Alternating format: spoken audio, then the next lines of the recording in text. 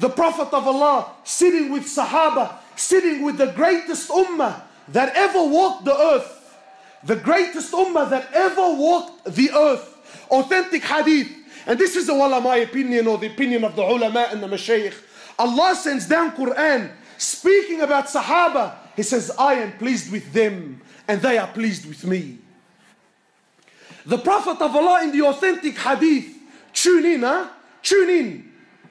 In the authentic hadith, the Prophet of Allah sitting with Sahaba, he says to them, I see what you don't see, and I hear what you don't hear. He says, أَطَّتِ السَّمَاء وَحُقَّ لَهَا أَن تَطِيرَ.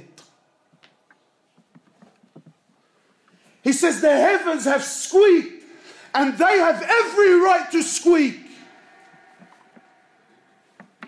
So Sahaba are amazed. What do you mean, O Prophet of Allah? What do you mean that the heavens have squeaked? What do you mean that the 7 heavens have squeaked?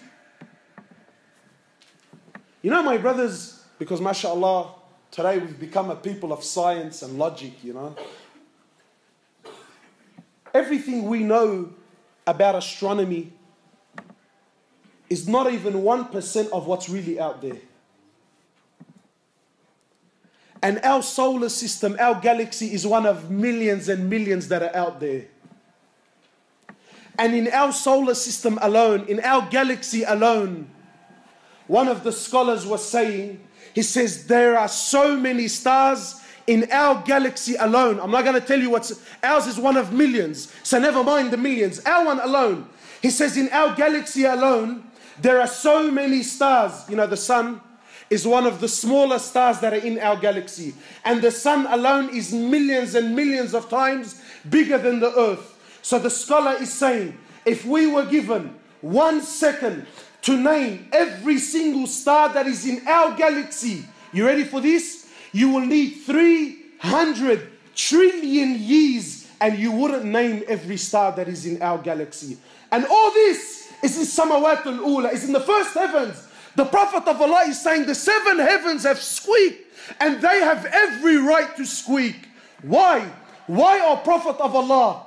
Why have they squeaked? You know, sometimes you put a lot of weight onto something, so it starts making noise. It starts giving way because it can't carry the load. The Prophet of Allah says the 7 heavens can no longer carry the load. The load of what? He says, مَا فِي مَوْضِعَ أَرْبَعَ أَصَابِعَ. There isn't room in all these heavens for 4 fingers except there is an angel in prostration to Allah. And you think Allah needs your money on the way out, huh? You think Allah cares whether you pray or you don't. There isn't room for 4 fingers in all the heavens except there is an angel in prostration to Allah. Angels, from the moment they're created to the moment they stand before Allah, one continuous sajda. They never did anything else. One continuous sajda for billions of years. Yet when they stand before Allah, they say, oh Allah, forgive us. Forgive us, Ya Allah, for we did not give haqq to your ibadah. We didn't give rights. We didn't worship you the way you should be worshipped. And you and I think that Allah needs us.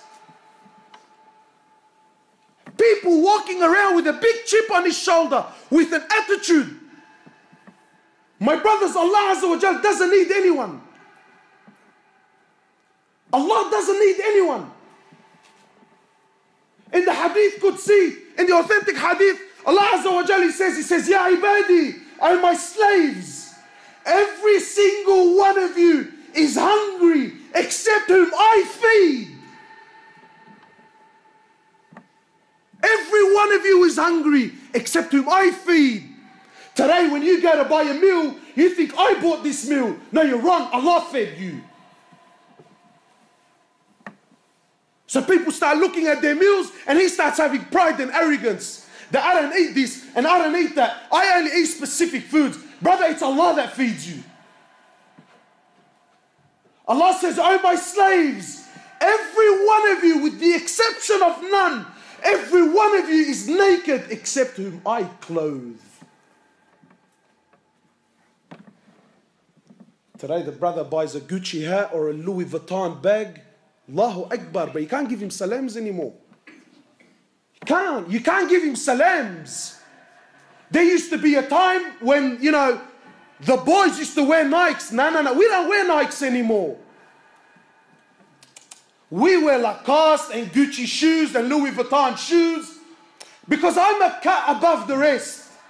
And pride and arrogance. And he feels and he believes that I'm something. Allahu Akbar.